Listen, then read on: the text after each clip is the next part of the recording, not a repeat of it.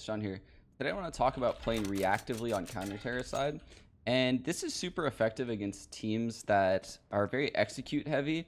And the reason why it's very effective is because when you design and execute, you design it to counter a standard setup. You don't design it to, navigate through all these different smokes and Molotovs that typically aren't seen when you're dry running the strat. So you want to break up that execute, right? So I'm going to give you an example of how to counter a mid default, and then we're going to go to the A bomb site and then towards the B bomb site, and we'll just discuss some ways that this is possible. So a lot of times when terrorists take mid control on cache, you'll typically see a smoke towards C, and you might see, say, a molly sandbag. Sometimes you might see a molly towards vent as well, maybe one or the other, right?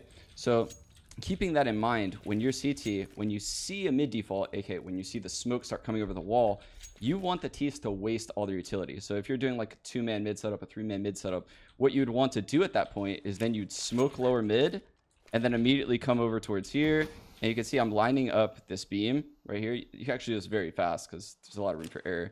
And you aim on top of there, and it'll be a molly for the top of the boost, right? So what ends up happening is the T's then have to fall off the boost or commit through the flames into your second teammate, who should be somewhere around here.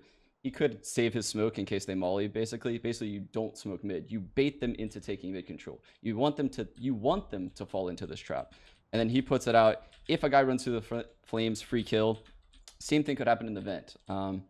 So it's a way to bait the terrorists into a setup, right? And that's something that they can't really account for, right? Because they don't have the utility to do that again and again and again and again. They've only designed it to do it one time. So it's a really cool way to kind of break up a T-side strat, make them off of their game, basically, and get a free round. Similarly, at the A bomb site, if you don't want to pre-smoke A main, what you could do is you could just have a player jump spotting quad.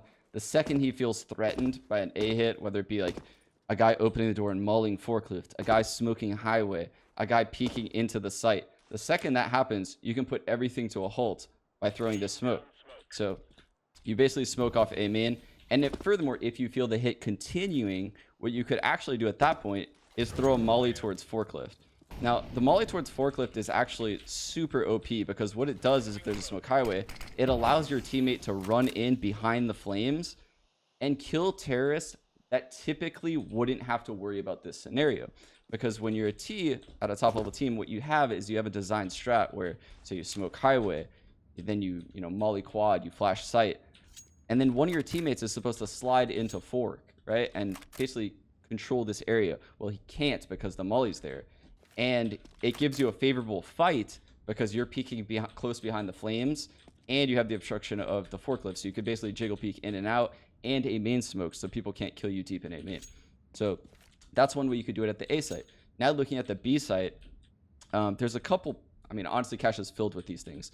So a lot of the times T's will typically come over towards the B site on default and, they'll smoke B main and then they'll molly under vent, right?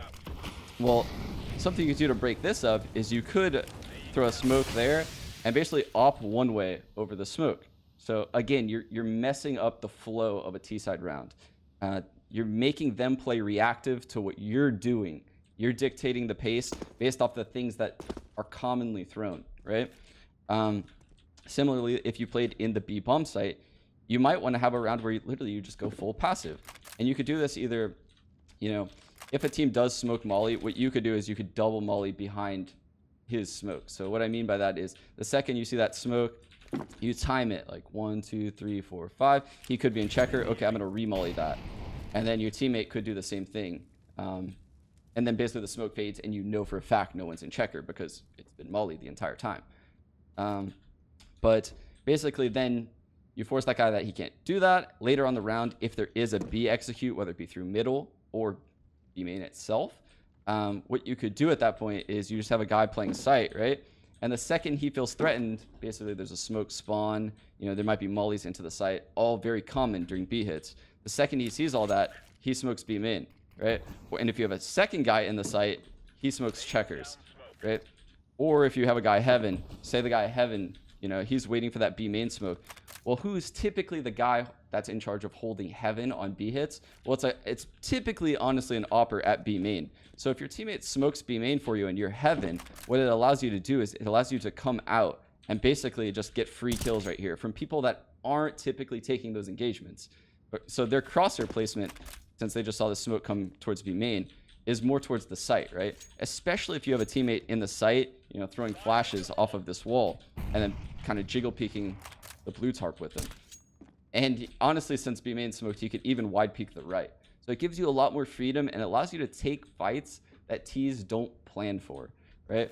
Because you don't want to fall into what the T expects. You want to do something that they don't expect. And the only way you can do that is by getting outside of the flow of, you know, hey, I'm going to spawn every round, and I'm going to smoke A main, I'm going to spawn every round, and we're just going to triple smoke middle this round and just keep re-smoking it. Because when you design strats as T, that's what you're aiming to counter, right? Those are the things you expect out of lower tier teams. And that's why you often see, you know, these top level teams doing stuff like this retake on mid. So when they feel the mid take coming, molly boost, the A player at that point may smoke A main, flash over Z, and then they retake mid. So, and by the way, guys, I'm throwing an HE nade so I don't get blind, but the same trajectory exists for HE nades and flashbangs. But yeah, that's it, guys. So this is obviously possible in tons and tons of ways. This is a very untapped area in CSGO. A lot of top level teams are doing this. You guys can probably watch this. But yeah, be on the lookout for it. Let me know what you think. Thanks for tuning in, guys.